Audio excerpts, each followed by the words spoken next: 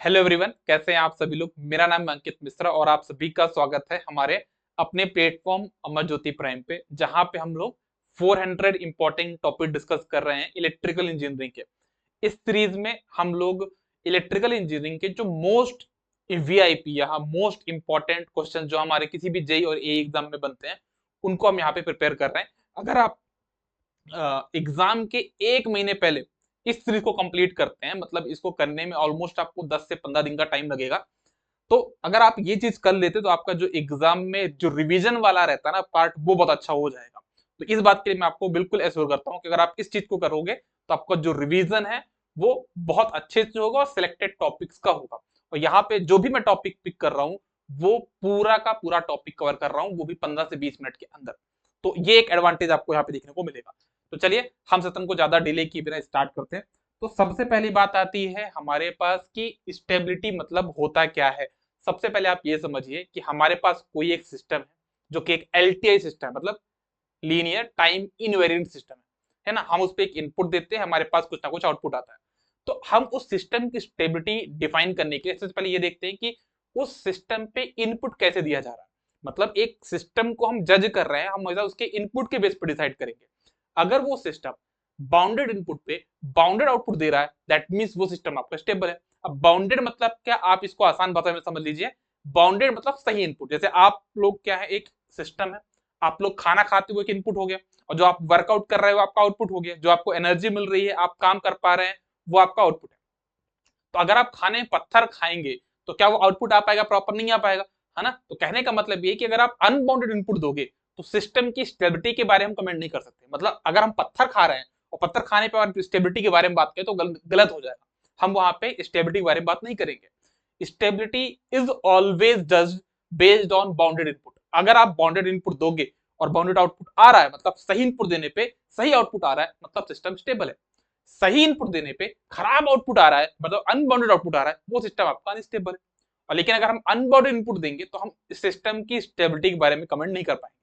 जहां तक आप सबको इतना पता होगा, कंट्रोल सिस्टम के बिल्कुल बेसिक वाली क्लास में इतना तो हमने पढ़ लिया था कि जितने भी हमारे सिस्टम के पोल्स हैं वो हमारे कैरेक्टरिस्टिक इक्वेशन के या सीई इक्वेशन के लेफ्ट हैंड साइड में रहेंगे तो हमारा सिस्टम स्टेबल होगा, है ना। जितने भी पोल है हमारे लेफ्ट हैंड साइड में, तो हमारा सिस्टम वहां पे क्या होता है?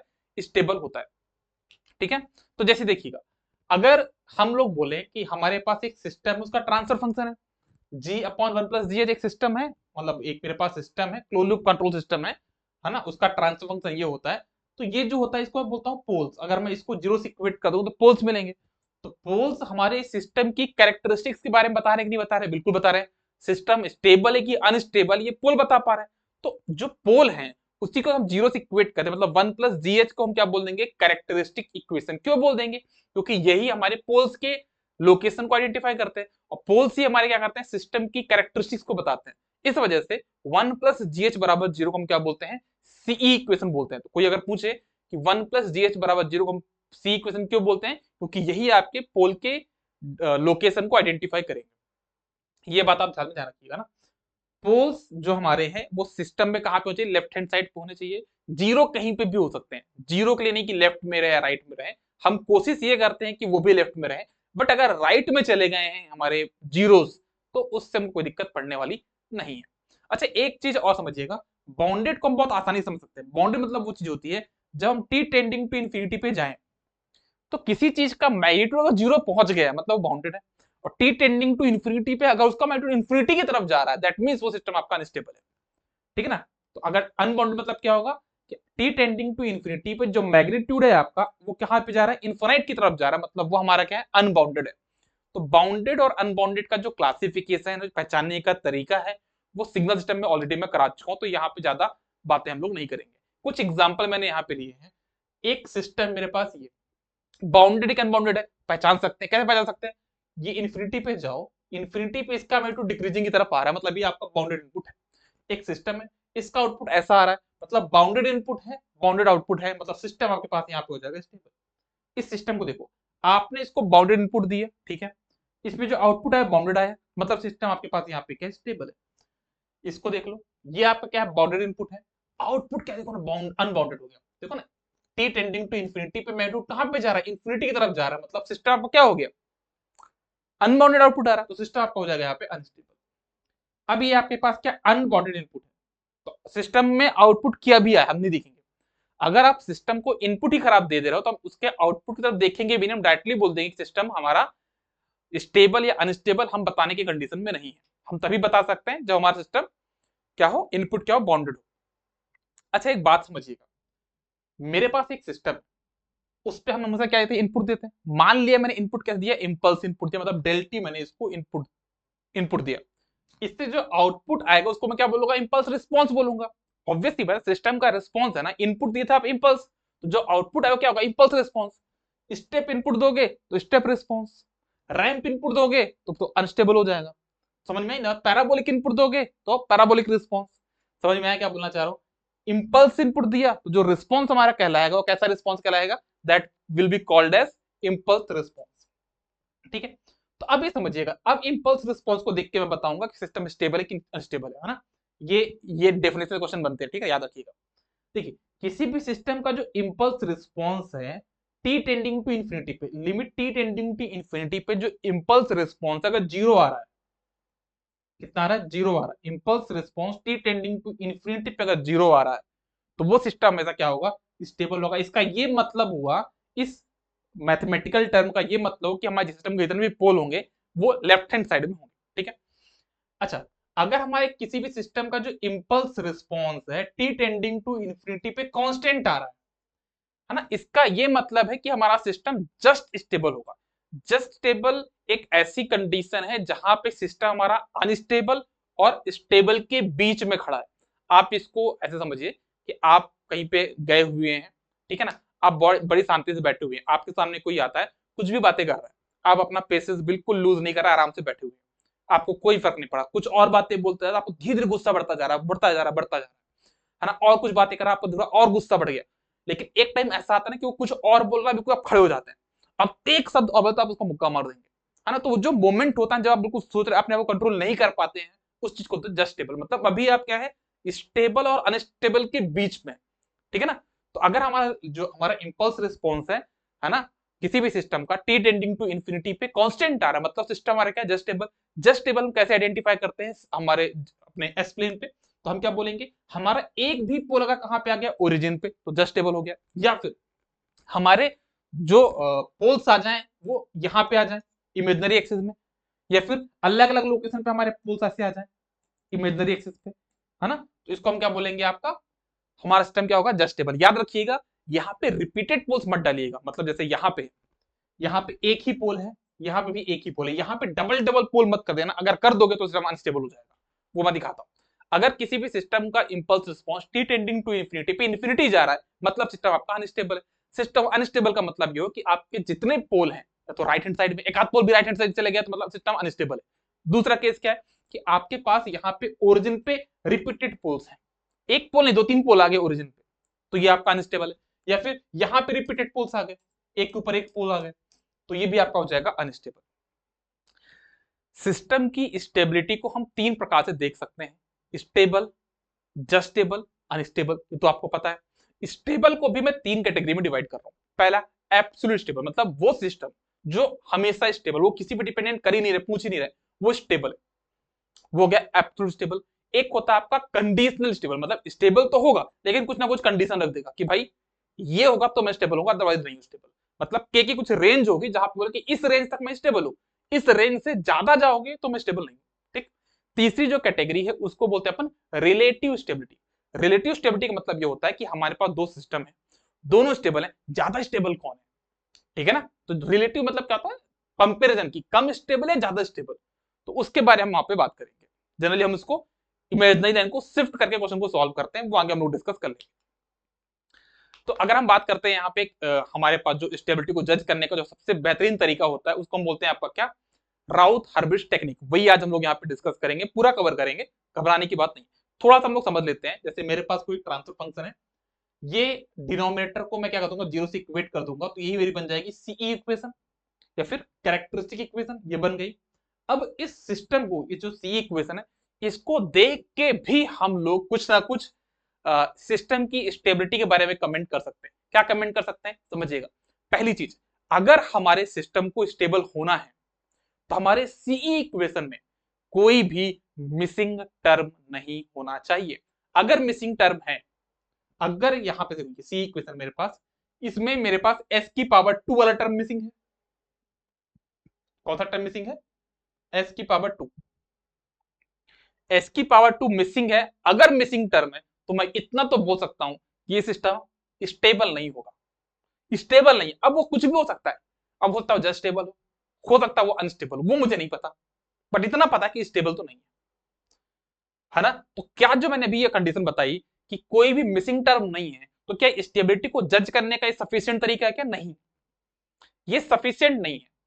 नेसेसरी बोल सकते हैं कि भाई हाँ ऐसा होता है, लेकिन सफिशिएंट तब माना जाएगा बिल्कुल बोले कि स्टेबल है कि अनस्टेबल है, पूरा क्लियर बता पाए। अभी हम इतना बता पा रहे हैं इस कंडीशन पे कि अगर मिसिंग टर्म नहीं है ना, तो मतलब सिस्टम आपका स्टेबल नहीं होगा। अब वो जस्ट स्टेबल भी हो सकता है, अनस्टेबल भी हो सकता है। तो पहली कंडीशन क्या है हमारी, जो मैं आपको ये कंडीशन बता रहा हूं, these are necessary conditions not sufficient. पहला क्या बोला मैंने कि आपके सी इक्वेशन में कोई मिसिंग टर्म नहीं होना चाहिए। दूसरी कंडीशन है कि आपके पास सी इक्वेशन में कोई साइन चेंज नहीं होना चाहिए। अगर साइन चेंज है मतलब ये भी हो गया कि वो सिस्टम आपका स्टेबल तो नहीं होगा। बाकी आगे कुछ भी हो सकता है, वो देखने के लिए कि अब वो है क्या एक्चुअली में, है ना, वो पता करने के लिए हम लोग क्या करते हैं, राउथ हर्बिट्स क्राइटेरिया को पढ़ते हैं। ठीक है ना। जैसे यहाँ पे मैंने एक सिस्टम दिया है, एस की पावर 4, एस की पावर 3, एस की पावर 2, एस की पावर 1, एस की पावर 0, सभी पॉजिटिव टर्म है ना। इसका ही मतलब नहीं ये स्टेबल होगा, है ना, ये कुछ भी हो सकता है। अब ये पता करने के लिए आपको क्या करना होगा, फिर ये पता करने के लिए आपको राउथ हर्बिट टेक्निक को फॉलो करना पड़ेगा। तो यहाँ पे लिखा मैंने, the above given stability conditions are only necessary conditions not sufficient, है ना। तो ये क्वेश्चन बनता है कि हमारे जो राउथ हर्बिट्स क्राइटेरिया है, जो मेथड हम लोग पढ़ेंगे आगे चल के, वो किस प्रकार की कंडीशन है, वो हमारी दोनों है, नेसेसरी भी है और सफिशिएंट भी है। ये वाली हमारी नेसेसरी तो थी लेकिन सफिशिएंट नहीं थी। ठीक, तो हम लोग स्टार्ट करते हैं अपनी एक ऐसी मेथड को जिसको बोलते हैं राउथ हर्बिट्स। एक साइंटिस्ट हैं जिन्होंने हमारे सिस्टम की स्टेबिलिटी के बारे में अपना कमेंट किया होता, बहुत ही बेहतरीन तरीका है स्टेबिलिटी को जज करने का। तो चलो हम लोग शुरू करते हैं इस चीज को ना। देखो, इससे हम ये पता कर पाएंगे सिस्टम स्टेबल है, अनस्टेबल है या जस्ट स्टेबल है। हम ये बता पाएंगे कि हमारे सिस्टम के जो पोल्स हैं, लेफ्ट में कितने हैं, राइट में कितने हैं, जियोमेगा में कितने हैं। हम कंडीशनल स्टेबिलिटी बता पाएंगे कि हमारे पास कोई सिस्टम है, अगर उसको हम स्टेबल बनाना है किसी रेंज के लिए तो हम वो बता सकते हैं। हम सिस्टम को ये बता सकते हैं कि मान लो अगर कोई सिस्टम जस्ट स्टेबल है तो ऑसिलेट करेगा, तो किस फ्रीक्वेंसी से ऑसिलेट करेगा वो भी हम बता सकते हैं इसी मेथड के थ्रू, है ना। और ये हमारी जो राउथ हर्बिट्स मेथड है, ये हमारी नेसेसरी एंड सफिशिएंट दोनों मेथड है। जैसे मेरे पास एक सी इक्वेशन है, हम बताते हैं कि राउथ टेबुलर फॉर्म हम कैसे बनाएंगे, वो हम एक बार यहाँ पे देख लेते हैं। जैसे मेरे पास एक सीई इक्वेशन है ना, एस की पावर 4 से लेके एस की पावर 0 तक यहाँ पे टर्म है, कोई भी मिसिंग टर्म नहीं है, कहीं पे माइनस साइन नहीं है। तो हम लोग क्या करेंगे, जितना भी हमारे पास हाईएस्ट टर्म होगा वहां हम लिखेंगे ये एस की पावर 4, और डिक्रीजिंग ऑर्डर में लिख देंगे यहाँ पे सारे टर्म, एस की पावर 3, एस की पावर 2, एस की पावर 1, एस की पावर 0। इतना सब कोई कर लोगे, सब कोई कर लेंगे बड़े आराम से। फिर अब इतना हो गया ना, फिर आपको क्या करना है, यहाँ पे सब कुछ ध्यान समझिएगा। यहाँ पे क्या एक एक टर्म छोड़ के लिखना है। तो यहाँ पे देखो क्या, ए नॉट, यहाँ पे ए टू, फिर यहाँ पे हो जाएगा ए फोर। आप ऐसे दो, A not, A two, A four, इन तीनों को लिख दिया।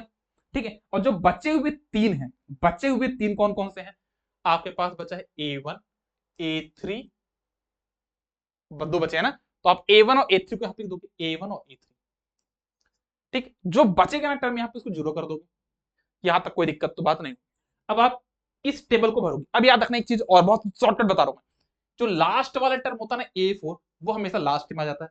इससे अच्छी बात क्या होगी, अब आपको इनको पूरा भरना। आपको मतलब किससे होना चाहिए, आपका जो प्राइम फोकस होना चाहिए ना, वो होगा आपके फर्स्ट कॉलम से, लेकिन उसको भरने के लिए आपको पूरा भरना पड़ेगा।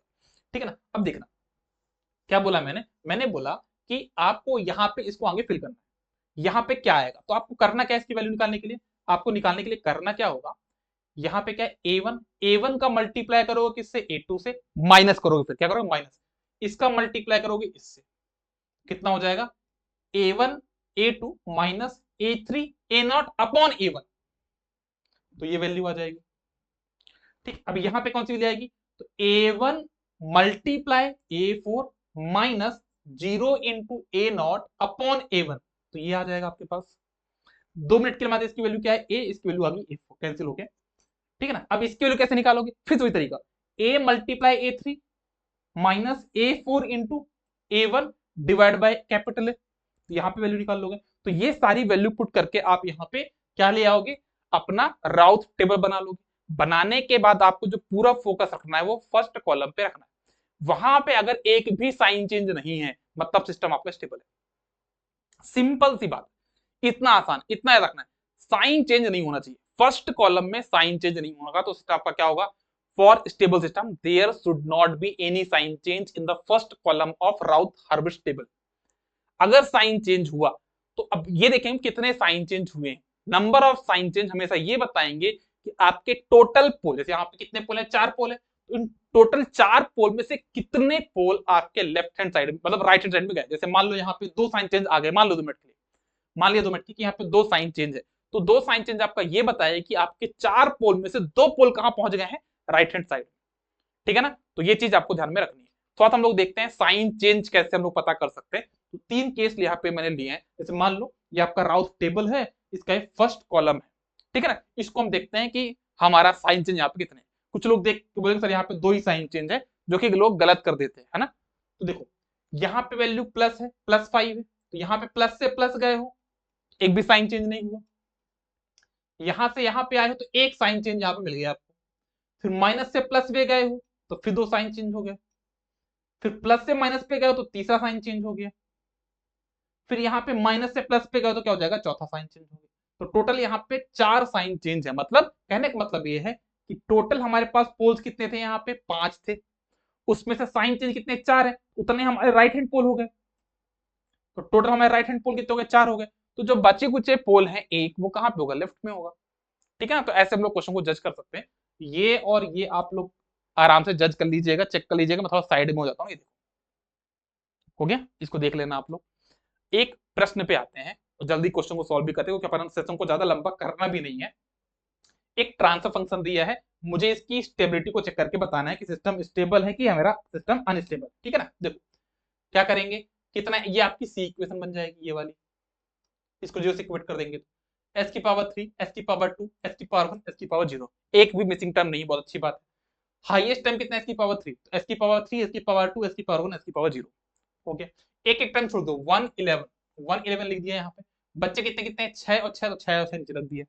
ये वाली वैल्यू पुट करो, कितना हो जाएगा, 6 इंटू 11 कितना हो जाएगा, 66, 66 माइनस 6 कितना हो जाएगा, 60 अपॉन 6 कितना हो जाएगा, 10। और जो यहाँ पे वैल्यू रहती है लास्ट वाली सब यहाँ रख दोगे आप, तो ये आपका क्या बन गया, आरएस टेबल बन गया। अब आरएस टेबल देखो कि कोई भी टोटल कितने यहाँ पे 4 टर्म, क्या इनमें कोई भी आपके पास साइन चेंज है, नहीं है। मतलब टोटल कितने पोल थे, 3 पोल थे, साइन चेंज कितने, एक भी नहीं है। तो सिस्टम आपका क्या स्टेबल, क्या अनस्टेबल, स्टेबल है, क्योंकि आपके पास एक भी साइन चेंज नहीं है ना। तो मतलब क्या बोलेंगे हम लोग कि हमारे पास जो राइट हैंड पोल कितने हैं, 0 है। लेफ्ट हैंड कितने पोल है, तीनों के तीनों पोल लेफ्ट में है, तभी सिस्टम स्टेबल हो गया है ना। तो मेरे 3 पोल कितने हैं, लेफ्ट में है। जे ओमेगा पोल कितने हैं, 0 है। जे ओमेगा पोल कैसे आते हैं वो आगे मैं बताऊंगा आपको, ठीक है ना। जब हमारे पास कुछ एरर आती है राउथ-हर्विट्ज में, तब हमारे पास वहां पे क्लियर होता है कि हमारे पास जे ओमेगा पोल कितने होंगे, मतलब कुछ 0 वगैरह टर्म आएगा, वो आगे डिस्कस करके बताऊंगा मैं क्वेश्चन में। ये प्रश्न भी आप कर लीजिएगा, ये आप लोग वैल्यू तो पुट कर लेंगे ना, टेक्निक मैंने आपको बता दी है। यहाँ पे साइन चेंज चेक कर लीजिए, एक साइन चेंज हुआ, नहीं हुआ। यहाँ पे पहला साइन चेंज हो गया, यहाँ पे आपका एक भी साइन चेंज नहीं हुआ। तो टोटल आपके पास साइन चेंज यहाँ पे 1 है। तो आपके पास सिस्टम क्या, अनस्टेबल है। चाहे एक साइन चेंज हो चाहे 2 साइन चेंज हो, साइन चेंज मतलब अनस्टेबल। ठीक है, तो आपका 2 क्या हो जाएंगे यहाँ पे, राइट हैंड पोल, लेफ्ट में हो जाएंगे 2, जे ओमेगा हो जाएंगे 2 है। यहाँ पे 2 साइन चेंज, सॉरी 2 है यहाँ पे साइन चेंज, है ना। इस क्वेश्चन को भी आप लोग खुद से कर लेंगे। इस क्वेश्चन में थोड़ा सा अलग क्या वो समझो, जब आप इस क्वेश्चन को सॉल्व करोगे तो आप यहाँ पे जब आओगे तो आपको ये पता चलेगा कि आपकी वैल्यू तो 0 आ गई है। अब आगे कैसे, यहाँ पे जब पुट करो तो इन्फिनिटी हो जाता है वो। इस केस में आप इस 0 को हटा दोगे, है ना, और यहाँ पे एक नया टर्म एज्यूम कर लोगे एप्सिलॉन, और एप्सिलॉन को ये मान के चलोगे कि ये कोई 0 के पास वाली वैल्यू, क्या मान के चलोगे कि 0 के पास मतलब 0.1, आप सीधा यहाँ पे 0.1 लेके क्वेश्चन को सॉल्व कर देना, जैसे मैंने यहाँ पे किया भी है ना, कि यहाँ पे आप एप्सिलॉन इसको पूरा बना लो, एप्सिलॉन की वैल्यू को 0.1 मान लो, 0 के पास वाली कोई वैल्यू मान लो और सॉल्व कर दो। तो आपको इससे मतलब है ना, आपको तो प्लस माइनस से मतलब है कि वैल्यू प्लस आ रही कि माइनस आ रही, इससे मतलब होना चाहिए। वैल्यू से क्या करना आपको मतलब रखती है ना। हाँ, अब हमारे पास दो डिफिकल्टी आती है। डिफिकल्टी नंबर 1, जहां पे मैं आपको बता चुका हूं कि जब हमारे पास कोई एक फर्स्ट कॉलम का पहला एलिमेंट 0 हो जाए तो हम उसको एप्सिलॉन मान लेंगे। एप्सिलॉन मतलब होता है 0.1, मतलब 0 के पास वाली कोई वैल्यू, मतलब एप्सिलॉन टेंडिंग टू 0, ये इसका मतलब होता है।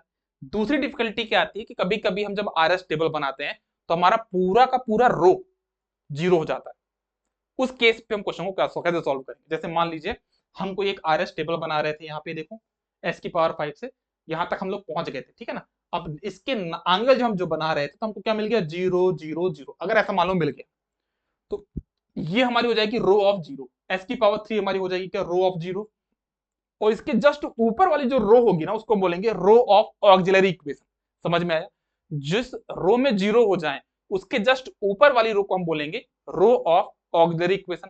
तो इसकी मेरी ऑक्सिलरी इक्वेशन क्या बनेगी, 4 एस की पावर 4, 3 एस की पावर 2, एक टर्म मिसिंग रखना है, प्लस 2। तो ये बन जाएगी आपकी क्या, ऑक्सिलरी इक्वेशन। अब इस ऑक्सिलरी इक्वेशन को आप एस के टर्म में डिफरेंशिएट कर दो, तो करो कितना हो जाएगा, 16 6 0। अब जो भी आया उसको यहां पे पुट कर दो, फिर इतना वैल्यू पुट कर दो जहां जहां पे 0 आए थे, इन वैल्यू को पुट करके अपना आरएस टेबल पूरा बना के सॉल्व कर लोगे। ठीक है ना। एक आध क्वेश्चन सॉल्व करके दिखा देता हूं आपको मैं। जैसे एक प्रश्न आपके पास, अच्छा एक चीज ये समझिएगा, कभी एग्जाम में पूछे आपसे कि हमको आरएस टेबल में रो ऑफ जीरोस देखने को क्यों मिलते हैं, तो याद रखिएगा उसका आंसर क्या होगा, हमारे पास सिमेट्रिकल पोल्स, मतलब जितने लेफ्ट में पोल है उतने राइट में पोल अगर आ गए तो हमको सिमेट्री देखने को मिल जाएगी। उस केस में हमको उस सिमेट्री के कारण रो ऑफ जीरो वाली जो प्रॉब्लम है देखने को मिलती है ना। तो देखना एक प्रश्न हमारे पास ये है, इस क्वेश्चन को थोड़ा हम लोग सॉल्व करते हैं। आप लोग सॉल्व करिएगा, तो यहाँ तक तो आप पहुंच जाएंगे, ठीक है ना। यहाँ तक आप पहुंच जाएंगे, इसके आगे मैं सॉल्व करता हूँ, ठीक है ना। देखना तो क्या होगा, इसके आगे पहुंचता हूँ। 4 × 6 कितना हो जाएगा, 24, माइनस 24 डिवाइड बाय 4 कितना आ जाएगा, 0। यहाँ पे 0 आ गया। फिर ये वाली वैल्यू निकालो, इसको आगे वाली वैल्यू निकालो। देखना 4 × 0 0, 0 माइनस 0 × 6 0, यहाँ पे 0 आ गया। ये वाली वैल्यू 0 रहेगी, मतलब क्या बन गया आपके पास यहाँ पे रो ऑफ जीरोस। इसके ऊपर वाली जो रो होगी वो क्या बन जाएगी आपकी, ऑक्सिलरी इक्वेशन क्या बन जाएगी, 4s² + 4, रो ऑफ जीरोस क्या की पावर 1, रो ऑफ ऑक्सिलरी कैसे एस की पावर 2, और आपकी जो ऑक्सिलरी इक्वेशन बनी क्या बनेगी, एस की पावर 4 + 4। इसको डिफरेंशिएट करो कितना हो जाएगा, 8s + 0। तो 8 और 0 आप यहाँ पुट कर दोगे, तो आप यहाँ पे 8 पुट कर दिया, यहाँ पे 0 पुट कर दिया, और पूरी आपने इसको बना लो आप। तो देखो ये आपका क्या बन गया, यहाँ पे राउथ हर्बिट्स टेबल बन गई। अब यहाँ पे थोड़ा सा कुछ अलग काम करना है, वो आप थोड़ा समझिएगा, ठीक है ना। आपको यहाँ पे टेबल बनानी ऐसी, ये ठीक है। यहाँ पे लिखना ऑक्सिलरी इक्वेशन, यहाँ पे लिखना सी इक्वेशन। ये आपका एक्चुअल आंसर नहीं है, ये आपका एक्चुअल आंसर है, लेकिन इस आंसर तक पहुंचने के लिए पहले आपको यहाँ तक पहुंचना पड़ेगा, ये प्रोसेस खाली करनी पड़ेगी। तो ये बताओ नंबर ऑफ ए रूट्स कितने थे, ए ये आपकी ए इक्वेशन थी, तो ए के जो रूट्स थे इसकी पावर 2 थे, तो आप मैंने इसकी पावर 2, मतलब 2। 2 के बाद मतलब number of sign change in A, मतलब एस की पावर 2 के बाद कितने साइन चेंज हुई ये चेक करना है। तो आपके पास एक भी साइन चेंज नहीं हुई, 0। अब जब 0 साइन चेंज हुए मतलब कितने राइट हैंड पोल होंगे, 0, क्योंकि राइट जितने आपके साइन चेंज होंगे उतने ही होंगे ना राइट हैंड पोल। अब ऑक्सिलरी इक्वेशन के बाद कितने साइन चेंज है, एक भी साइन चेंज, जब 0 साइन चेंज है तो राइट हैंड पोल कितने होंगे, 0। क्योंकि मैंने बोला कि सिमेट्री होगी तो लेफ्ट में कितने पोल होंगे, 0 होंगे, तो लेफ्ट में कितने पोल होंगे, 0 होंगे। भाई समझो आप, 2 पोल टोटल थे, न लेफ्ट में एक पोल है न राइट में भी एक पोल है, तो जो बचे हुए 2 पोल थे कहां पे होंगे, जे ओमेगा एक्सिस पे होंगे ना। तो जे ओमेगा से कितने पोल होंगे, 2 पोल होंगे। इतना क्लियर हो गया, चलो ठीक है। अब ये क्या करना, जो आपने यहाँ पूरी कहानी करी ना, इस पूरी कहानी में से सिर्फ एक डेटा आपको उठाना है, वो ये वाला लास्ट वाला। आप इसको यहाँ पे कॉपी पेस्ट मार दो, ठीक। अब आ जाओ आपने सी इक्वेशन पे। सी के रूट्स कितने टोटल आपके पास यहाँ पे, एस की पावर 5, तो 5 रूट्स हैं। कितने साइन चेंज है, एक भी साइन चेंज नहीं, तो 0। तो राइट हैंड पोल कितने हो जाएंगे, 0। अब समझना यहाँ पे टोटल 5 पोल थे, राइट में एक भी नहीं है, जे ओमेगा पे 2 है, तो लेफ्ट में कितने होंगे, 3 होंगे। तो लेफ्ट में कितने हो जाएंगे पास, यहाँ पे 3 हो जाएंगे, ठीक है ना। तो अब आपके पास सिस्टम स्टेबल क्या स्टेबल, भाई राइट में कितने पोल हैं, राइट में तो एक भी पोल नहीं है, लेफ्ट में 3 पोल हैं, जे ओमेगा पे 2 पोल है, मतलब आपका क्या होगा, जस्ट स्टेबल या अनस्टेबल, जस्ट स्टेबल, क्योंकि राइट में कोई पोल गया नहीं है। इस बात को समझिए, राइट में कोई पोल गया नहीं है।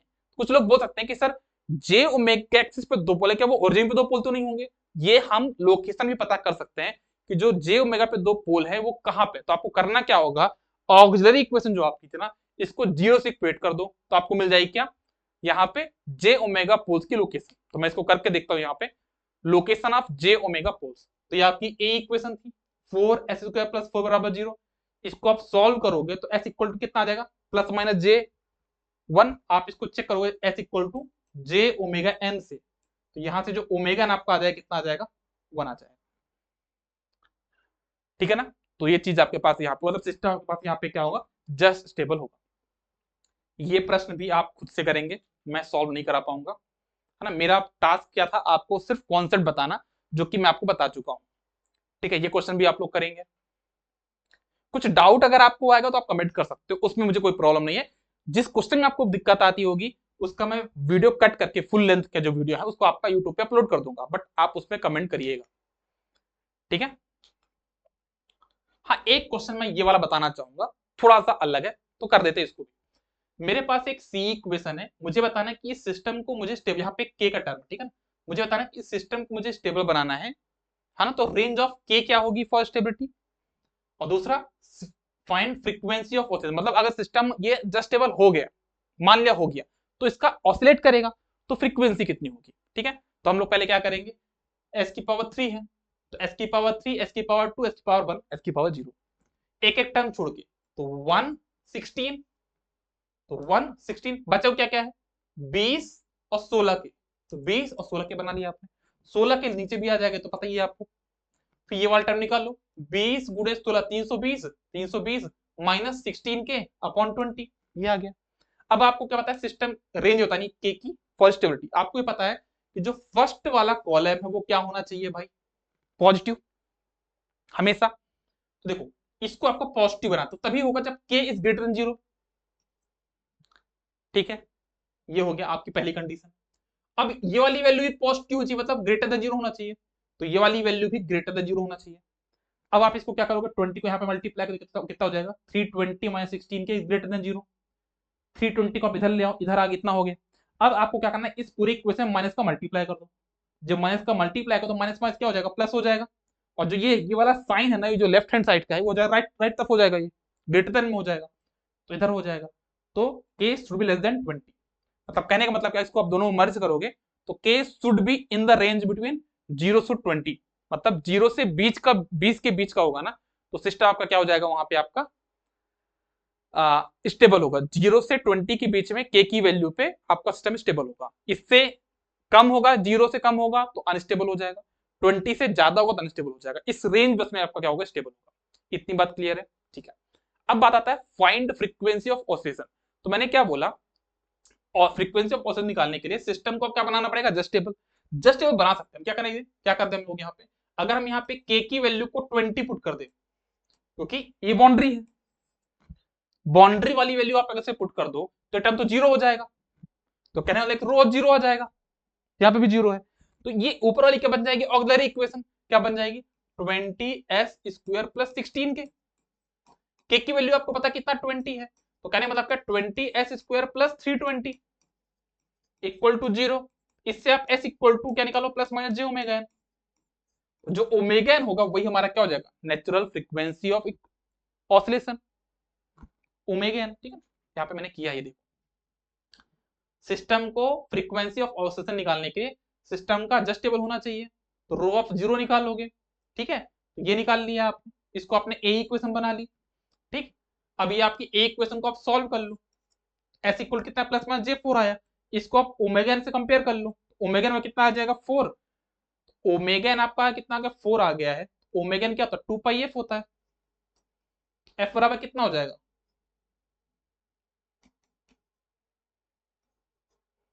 4/2π। ठीक है, तो ये आपको हो जाएगा नेचुरल फ्रीक्वेंसी ऑफ ऑसिलेशन। इस क्वेश्चन भी कर लीजिएगा।